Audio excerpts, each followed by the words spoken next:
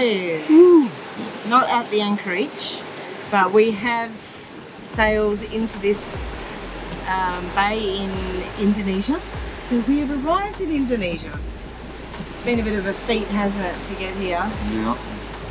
Just before we left was a month of toil and hardship, and then the actual journey over hasn't been all that flash, has it, darling? Oh, not bad. Well, just long, and the last day and a half with, or the last day with no autopilot, which has been hand steering the whole time, which is pretty arduous. Annoying. And Mitcho's been super sick, so he's spent a lot of time sleeping. That's probably the sickest I've ever been in my life, actually. Yeah. And I thought I was going to die for a while there. It was crazy. I just couldn't breathe. Anyway. So we're here. Right now, yeah. We're here. Woo! Yay! We didn't do that very well. Go. Woo! There you go. Yay! High five and white people. No, don't mix. We're about an hour and a half from the anchorage. We've heard horror stories from all the boats coming out that have actually been in there. Some have like hit nets. Run aground on the Run aground on two, ran aground on coral. We've got a boat behind us with the female crew member with a broken arm and leg. Yeah. And sending an emergency rescue crew out to meet them shortly, which is pretty good going for such a remote area. Yeah. Anyway.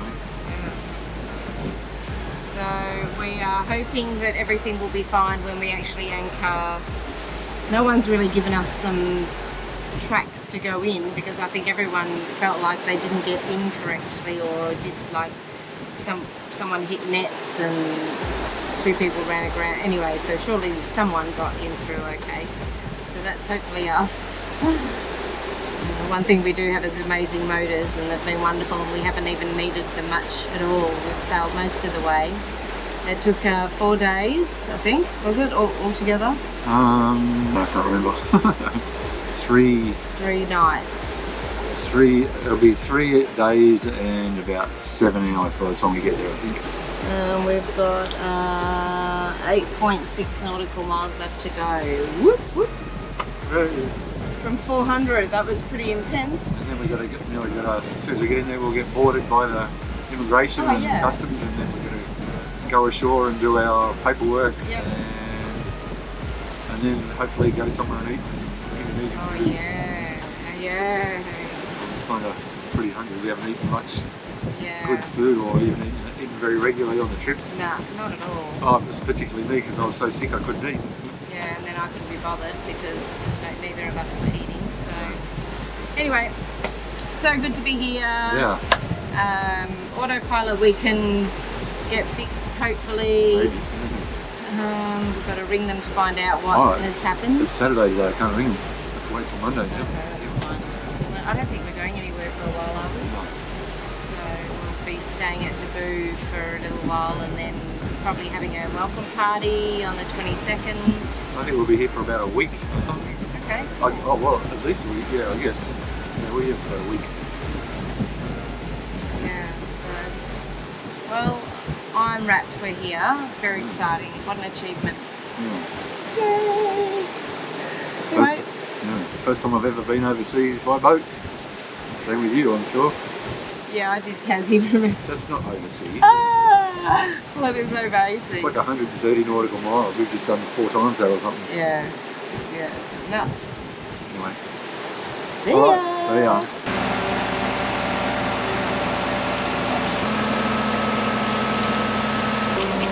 Good.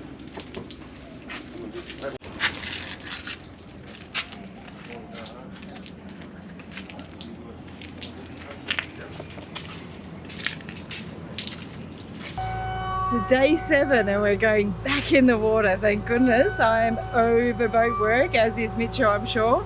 Single-handedly sanded and 2 coats of anti-foul on the boat myself. But it's really exciting to be going back in the water today. And we're going to go and anchor over at Fanny Bay, which will be lovely. It's just be cooler and no no-see-ums, so ticks every box. Look at Mitcho, he's looking as hairy and crazy as always. What's wrong with my hairy crazy? There's nothing wrong with it. We just come back to Fanny Bay, where Mitcho's going to do a bit of motor work here, and this is the best and easiest way. We can go run up on the beach here. There's about 1 metre under our keel at the moment. But this is Fanny Bay. Might look really green over there, but that's actually the cloud cover that you're seeing. It's just a bit darker. Let's just drive up onto a beach.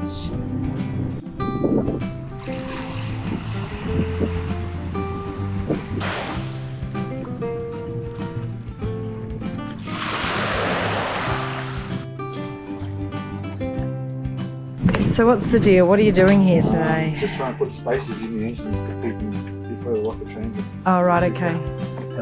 What the problem is here is that I can't pull this out. I can't pull it apart because that front of it here is touching that. So we're going to have to lift the engine off altogether, support it, lift it off altogether, and then get the grinder and cut a piece of that off.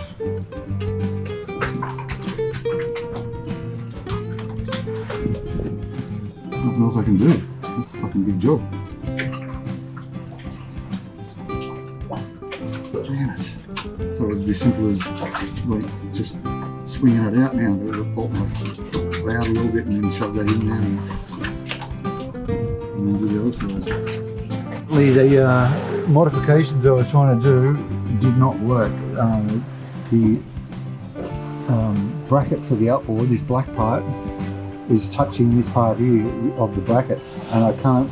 This and the motor needs to move back. And so I'm putting a 20mm spacer in here to set the motor back a little bit, but I can't move it back because of that. So this whole thing needs to be modified, which means the engines have to come off completely, and I'm not going to do that until we haul out of the water another time in another year or two. And do that then. So real pain in the bum actually, because it needs to be done, but it's not going to get done for ages, so we're going to have to put up with it. So now that oil filter there's got to come off. These are brand spanking new engines. They've done 10 hours each, and now it's time for their first oil change. So get that done, and then we'll be good to go. We're back in Tipperary Marina, and we came back for a reason, and that was just to get a bit of electrical work done on Ocean Lady. So at this point in time, we have no starboard lights, no anchor light, no sail light, no underway lights. No underway lights. Oh, the bow thruster did this weird thing at 2 a.m. the other morning, just turned itself on and started thrusting. Sounds a bit rude, but yeah, and so we've got to replace the wires on that. So I did a bit of research this morning on YouTube, just how to wire 12 volt, and Mitcho has given me some expert advice. And so I'm going to have a little go at the bow thruster. It looks fairly easy. It's just sort of basically cutting the wires and shrink wrapping them together so they're a lot less corroded. And Mitcho is working on the new AIS system, and that is so every boat that we come past can see us clearly, which is actually a requirement of the S2I rally that we're going on to Indonesia.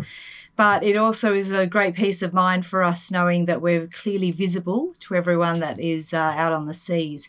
It also helps us to be able to monitor who is coming up and what sort of vessel they are and all that sort of stuff. So it's really, really good. It's a bit of a learning curve for us. We aren't electricians by any means, and we want to be self-sufficient and be able to fix stuff as we go. So that's why we're just sort of learning as we're going, aren't we, babe? We're doing that indeed. Plug the antenna in. Yeah. Then I've got to plug the USB thing in to program it. Yeah. Hopefully Bob's your uncle. Yeah. Oh, we're off to the airport today. So we've got to go out there to get our exit or departure papers approved so that we can leave the country. It's just a formality, but we've got to get all over. So we're going to scooter over there. So it's about 10 k's each way. So that goes to pretty much the limits of the batteries in our scooters. Yeah, eco mode. The hard part is exporting out of Darwin through customs. So that's been a bit of a process. Yep. There was a couple of forms which were really easy, and I'll show you them as we're going. Fairly straightforward, just who's on board and what's your passport number and stuff like that. But then you need an export number, and the export form is basically suggesting that you are exporting the boat or the vessel out of Australia. So that one was designed by some very clever lawyer that doesn't speak English, only speaks law. It's a bit rocky on this anchorage here too. Yeah. I'm just right. Anyway, so I did as much as we could on that form. There are some things we're not really sure about. Our other yachty friends have told us that face-to-face is best and easiest. So that's what we're planning today. We're going, like Mitcho said, the 10 kilometres on scooter, probably in eco mode so we get there and back, to the international airport in Darwin, and we're going to see a lovely lady there. Will hopefully give us this export number that we cannot leave Darwin without. So that's our plan today. I'm an inexperienced driver.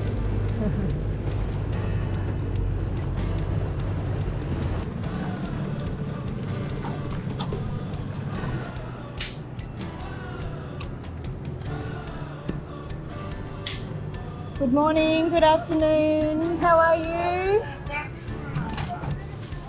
You're beautiful too. We're at the airport. We forgot to make an appointment. So I'm hoping they'll see us. We didn't know we had to make an appointment. Yeah. This is the Darwin airport.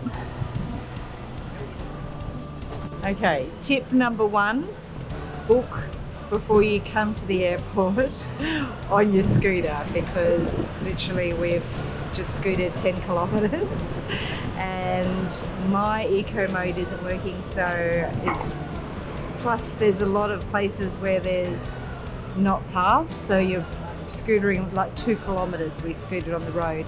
So take 2 tomorrow. We have to come back between 8:30 and 12. It takes half an hour. I've rung a net. She's going to be here. It's going to work. Very annoying. What can you do? Be more prepared. So this is why we're telling you, ring to make an appointment to get your customs cleared. So not only did we not make an appointment at customs, which was a 10 kilometre scooter, but on the way there I got a puncture and I've run out of batteries. So I'm walking. It's been about 4-5 k's. It's a nice day, good exercise. Worst things could happen. It's a bit of a comedy of errors, I guess they call it that, because you know what, if you don't laugh you'll cry. So you gotta laugh. I'll cry. It's take 2 of customs day. So yesterday we had a bit of a disaster. We didn't ring to make an appointment with the customs lady Annette. So we scooted all the way there, which is 10 k's, and on the way I got a flat tyre on my scooter. So we've got the tyre in the backpack. We'll go and get that fixed, and we're going to Uber it to the airport today and then maybe bus it to Darwin City and do a little bit of shopping, walk around, and then we can Uber it back here, get the tyre thing fixed, and then we'll have our car back. Oh, so much nicer when you've got a car.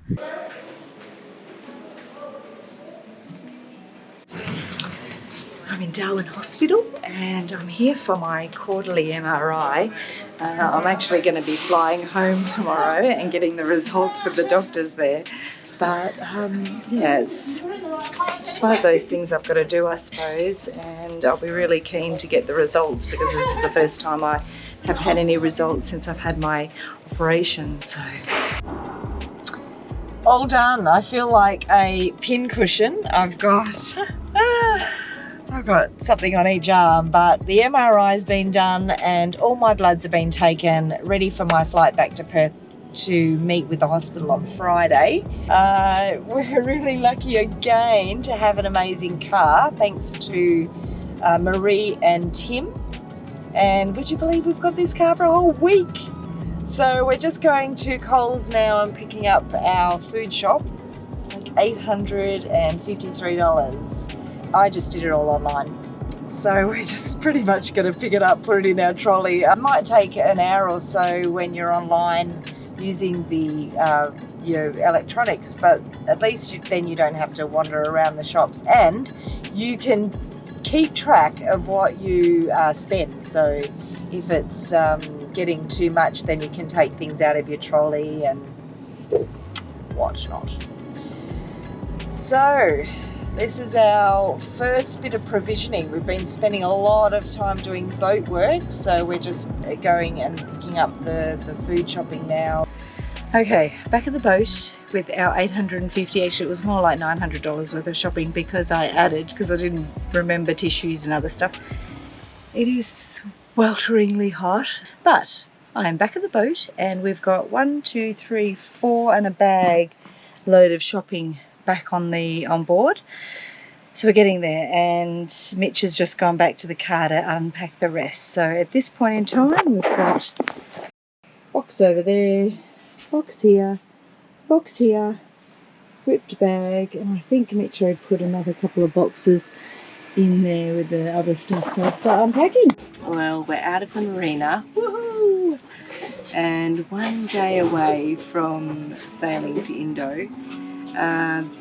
I feel horrible. I've been flew to Perth quickly and had a bit of a rigmarole with my Perth flight, i.e.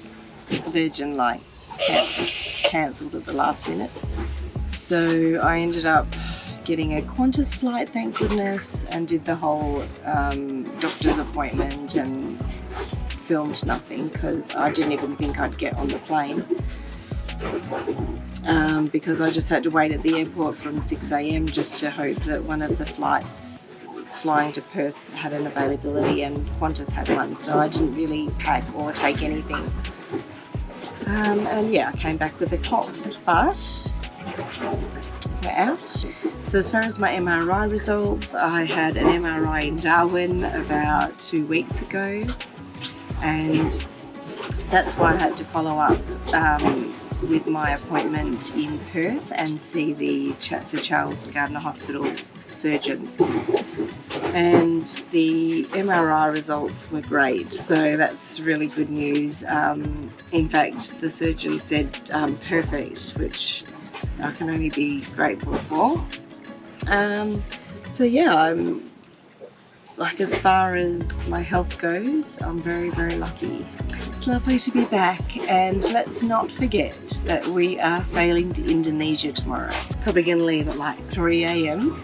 We've got a 4 to 5 day sail to Indonesia, so I'm thinking 5, but we'll see. So that is very exciting.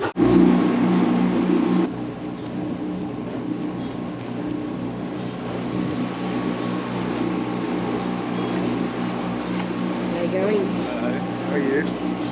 I sound like a bloke. Yeah, I'm pretty sick too. Yeah. Because he brought back a horrible disease from bloody cold land Perth. Yeah. Now I'm sick. I never get sick. I haven't been sick for... Last time I had a cold was 12 years ago. Yeah. Maybe longer. It's wild right at the moment. We got the wind against current, and we've just coming into a little channel, and it's just picked way up high.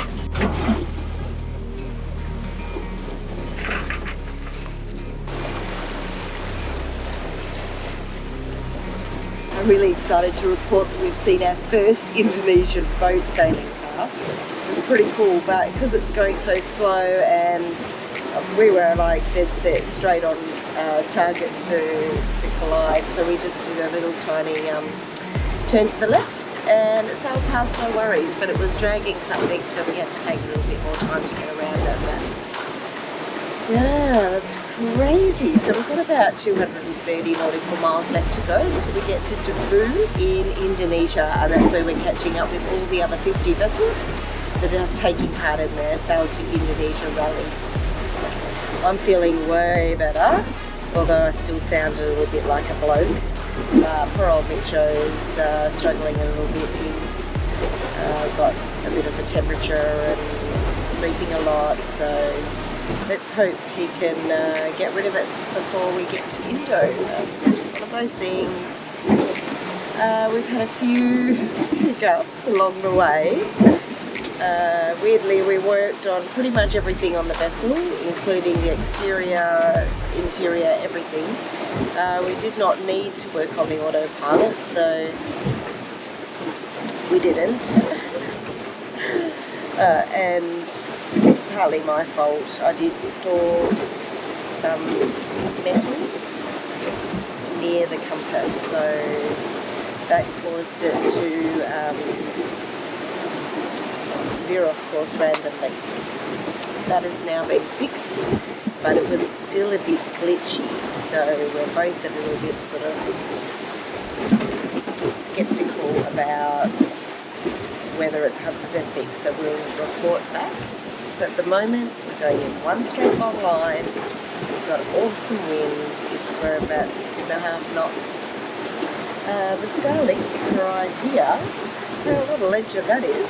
It's not even on the roof, and we ended up upgrading our plan to 375 a month, and that allows us to go underway because our AIS VHF aerial, long story, but not quite up to scratch. So in order for us to be able to see other boats and have them see us, we've just connected the, we paid for that 1 month. And hopefully, we can pause it when we get to Indo. We'll probably get a SIM card there when we first get there, so that's pretty reasonably priced. So, besides the autopilot, the Genoa has slightly fallen out of the track, so that's another thing that we're tossing up whether we should send it back to one sail and get that properly repaired, but we decided not to, and then Mitch raised it, and I think just the raising it and the strain on that start has pulled it out a bit, but I've got more sail tape, and so when we get to Indo we'll just drop it a bit, re-sail tape it and put it back up, and I think it should be fine. So, always on the go, always fixing stuff, and what do? It's like, at first I was like the AIS I haven't even bothered looking at because I'm just so over having my fixing that on. So anyway, I'm having a beautiful lovely snack here on the back of Ocean Lady, halloumi and chorizo with crackers. Mitch managed to get down 2, so he's feeling ghastly, poor guy. But otherwise it's pretty lumpy, long sail, nothing that we're not used to. We'll get there eventually. Looking forward to seeing all the other vessels. Some of them have had some real dramas in this voyage, so maybe that's not us. Anyway, see you around.